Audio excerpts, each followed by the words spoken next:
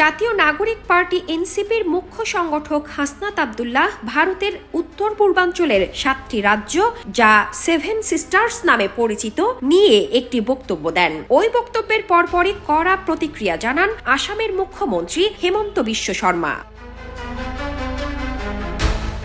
বাংলাদেশের সাম্প্রতিক অস্থির পরিস্থিতির কথা উল্লেখ করে সীমান্ত ঘেঁষা রাজ্য আসামে হাই অ্যালার্ট বা উচ্চ সতর্কতা জারি করা হয়েছে বলে জানান তিনি। সোমবার গুয়াহাটিতে এক অনুষ্ঠানের ফাঁকে সাংবাদিকদের সঙ্গে আলাপকালে এ তথ্য জানান হেমন্ত বিশ্ব শর্মা।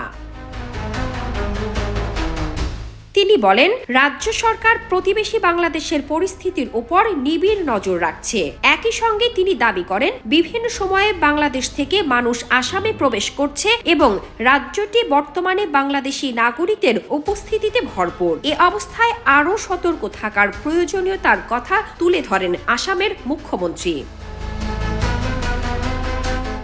উল্লেখ্য, গত সোমবার ঢাকায় এক সমাবেশে এনসিপির শীর্ষ নেতা হাসনাত আব্দুল্লাহ ভারতের উত্তর পূর্বাঞ্চলের সেভেন সিস্টার্স নামে পরিচিত 7টি রাজ্যকে ভারত থেকে আলাদা করার বিষয়ে হুমকিমূলক বক্তব্য দেন, যা ঘিরে রাজনৈতিক ও কূটনৈতিক মহলে ব্যাপক আলোচনা শুরু হয়।